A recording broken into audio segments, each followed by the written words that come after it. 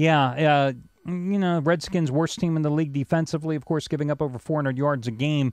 And the Giants are going to run the game. Control the clock. Exactly. So, yeah, even though they've gone over in 17 of their last 26, I could see perhaps an under in this game, a real old-fashioned black and blue type of game where, maybe they combine for 37 points and stays well under. George, any other games you wanted to touch on? You hit on one of them, that Chiefs-Broncos game. I smell revenge. I think you may use the word revenge also. We saw the whole Todd Haley and Josh McDaniels thing at the end of the game a couple weeks ago when they played, and Kansas City's offense. I mean, what got into Dwayne Bowe? I mean, when did he turn into Jerry Rice, for crying out loud? But how about Matt Castle and how well he has played here lately? I mean, do you know the quarterback who had the most touchdown passes in the month of November in the NFL was Matt Castle with 12 TDs? Whether out of necessity or he's finally getting comfortable with the offensive scheme. I always thought he had talent. Yes. I just thought they didn't have talent around him, and you have 2 offensive coordinators in 2 years. You had to take a little while, but he is now playing like he did when he stepped in for Tom Brady a couple of years ago. And you're right in the revenge angle, because when these two met a couple of weeks ago, 3 weeks ago in Denver, it was a 49-29 final. Yeah, it was over at the half that game. I think it was 35-0 at one point in that game. Denver just jumped on them. But Kansas City was in a difficult spot.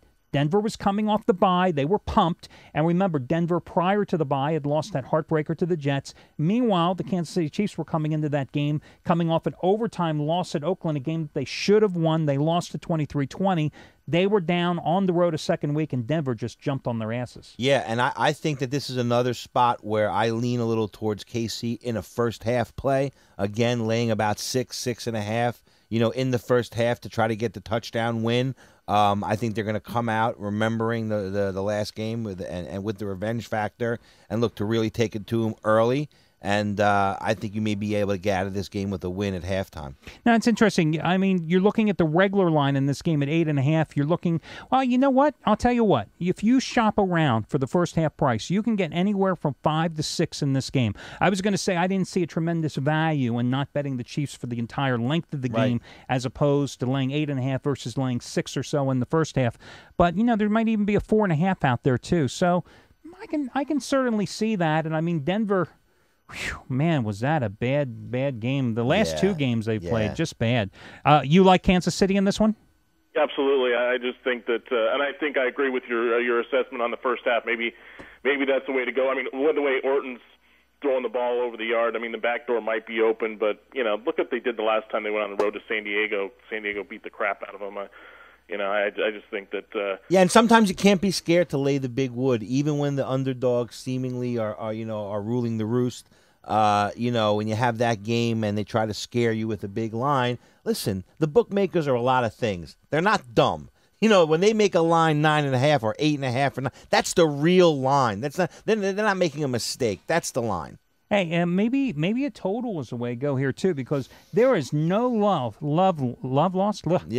Say that 3 times quickly between Todd Haley and Josh McDaniel, as is witnessed by that little post game. I'm not going to shake your hand, but I'm going to give you the finger point here. Give him the finger. Yeah, well, give him the finger. Well, I think he got the third base with him. Yeah, and Kansas City. I mean, it's not like they're going to let up in this game after being humiliated in the first one. So I'm looking at the total in this game, and you've got 48.5 points. You've got a Denver team that can't play any defense. I mean, that's for sure. Yeah. They've gone over in 13 of their last 16 games. The last 3 games in the series have gone over. 6 of the last 7 for Kansas City and Denver have gone over as well. So, how this number isn't at least 52.5 is beyond me. I think it's going to be in the high 50s for scoring. Denver plays that backyard football. I mean, I just kind of get the feeling like they get in the huddle and Orton uses one of the other players' shirts and says, okay, you go this way, you guys go this way, and everybody else go deep. Yes, well, and that might well happen here. And I figure if the first game, 49-29, I think the Chiefs might want to put 49, maybe 50 points on the board just to humiliate them in return. And they've been a very good play at Arrowhead this season, covering 4 out of 5, with the lone loss being the game against Buffalo. But in retrospect, you now see that this is a Bills team that has really played exceptionally well. I mean, they've won. They're 2-4 in their last 6 games. 2 wins, and the 4 losses were all by 3 points. 3 of those 4 losses coming in overtime. And that's a game I wanted to touch on in our final minutes here. Nobody else called in this game, but I think it's really interesting. I had Minnesota last week. Darn lucky with Adrian Peterson going out to win that game and get the cover at Washington. But now, Minnesota, suddenly you were thinking they were back here. I mean, what gives with the price in this game? 5.5, 6 points. I got to tell you, I think Buffalo can stay close in this contest. Unless they're just gotten to the point, Buffalo, where, well, first of all, they deserve a letdown. I don't know whether they'll have a letdown or not. After barely almost beating the Steelers, right? But they deserve a letdown because not just the way they played against the Steelers, but the way they've played since their bye. Even, like you said, losing the 4 games by 3 points, winning the 2 games. They've played their hearts out. They've brought everything they possibly can to the table. It's not so outlandish to think that they might suffer a little bit of a letdown this week. And if they do that, I think it does open the door for Minnesota, like we said earlier, to come in with that don't blame me routine where they come in and beat up on these teams and try to make the point that, hey, we were a great team all along. We just had a bad coach. Yeah. I'll tell you the one thing that concerns me with the Vikings. Last week at Washington, a Redskins team that was dead last in the NFL in defense, giving up 411 total yards a game and 25.5 points. Minnesota managed just 299 total yards. And I know Adrian Peterson left early with the sprained ankle. Toby Gerhart, the guy from Stanford, came in and had a really nice game, 22 carries for a career-high 76 yards. But this Vikings offense hasn't done much to impress me all season long. So that's why I lean a little toward the dog. Certainly not a play that I put my own money on, nor would I recommend you do it either.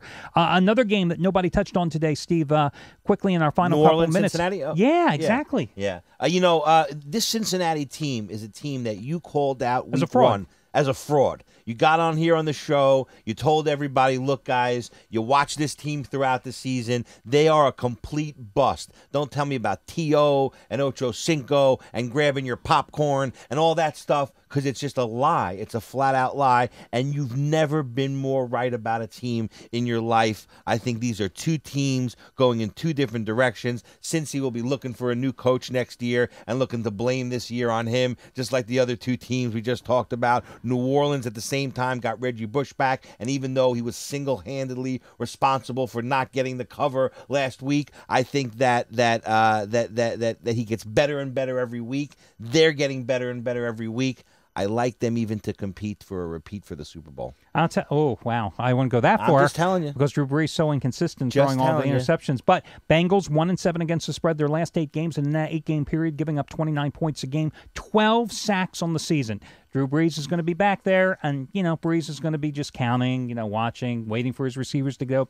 Bengals are never going to touch him. You give Drew Brees a little time, and it's dangerous ground. You give him a lot of time, you're in big trouble. They're probably going to get shredded here today. And they're flying under the radar this year, New Orleans. They really are. They're not. No one's really giving them any hard look. I think this is a game that if it was played last year, New Orleans would be 13 or 14-point favorites. 6.5 points for New Orleans. I think they cover this spread. And remember, guys, in our closing minute here, go to picknation.com. Take advantage of the free 1-day all-access pass where you can get all the plays, not just mine and Steve's, but all the plays of all 13 handicappers at picknation.com for free. It's over a $600 value, no strings attached, no recorded message, no salesman, no hassles. I mean, it's legitimately free. Right, and that's a great thing because you can take your own opinion and you can match it up against everyone else's opinion, see where it jives, and go for your big play. And that's the free 1-day all-access pass at picknation.com. And again, if you happen to be watching here across the country and you missed any portion of today's program, you can watch it in its entirety over on picknation.com right now because we broke down every single game on the board as we do every single Sunday throughout this NFL season. We're the only pregame show that analyzes your games from a point spread perspective. So again, Al DeMarco here along with Steve Budin. We've got 5 weeks and counting today of this regular season, and we'll catch you again next Sunday.